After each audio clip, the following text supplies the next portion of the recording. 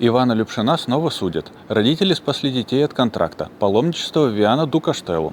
Вы смотрите новости с еженедельного митинга у посольства России в Лиссабоне. Сегодня 8 августа, 14:30. 27 июля группа поддержки политзаключенного Ивана Любшина сообщила, что прокуратура вернула его дело на доследование и опубликовала сбор на визиты и работу адвоката. 7 августа под давлением службы безопасности Иван был вынужден уволиться с работы на заводе, куда он недавно устроился. Группа поддержки сообщает о давлении на его руководство и требованиях сфальсифицировать нарушение трудового порядка, но руководство отказалось. По словам Ивана, сегодня у него последний день на воле. 1 мая калужанина Ивана Любшина сняли с рейса в аэропорту Минска, когда он летел в Ереван забирать одобренную французскую гуманитарную визу. Пограничники передали его белорусским силовикам, и те вывезли его в Россию.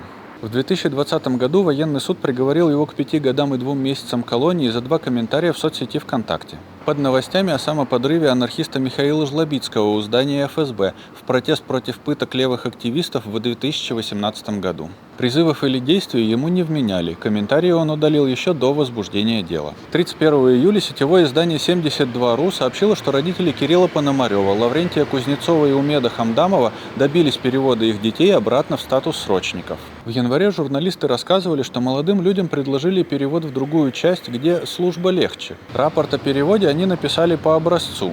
Там был пункт о контракте, но сам контракт им не показывали. На их карточке пришли примерно по 2 миллиона рублей. Больше полугода родители добивались возврата своих детей на срочную службу и вернули государству деньги. С 15 по 23 августа в городе Виана ду Каштелу проходит Ромария де Носа Сеньора Дагония. Это паломничество к местной святыне, вокруг которого выросло уличное гуляние. Праздник посвящен Богородице под местным именем Агония, покровительнице рыбаков, и вырос из того, что в XVIII веке рыбаки начали жертвовать ей часть дохода с улова. В программе «Шествие мордом» 19 августа, где женщины идут по городу в народных костюмах с фамильным золотом, который иногда весит по несколько килограммов. 20 августа пройдет процессия, где образ Богородицы везут на украшенной рыбацкой лодке в море и по реке Лима. 22 пройдет шествие с повозками и сценками из деревенской жизни, в котором примет участие больше 3000 человек. В ночь с 19 на 20 августа жители квартала Рибера застилают 6 улиц, по которым пройдет процессия, коврами из крашеной соли. 3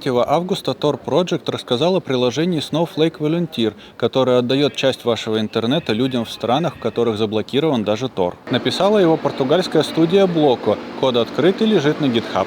Даю слово человеку, который захотел высказаться на нашем митинге. Good evening. My name is Aruna A. Fala Jr. I'm here speaking on behalf of peace.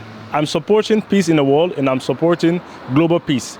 The world needs more peace and less war. We have to come together and settle and arrange to change ourselves to live in harmony. We have to live amongst each other. We have to live in a peaceful environment for the development of our future and our kids. Thank you. Россия не их собственность. Объединяйтесь, стройте свои сообщества и поддерживайте тех, кто сопротивляется.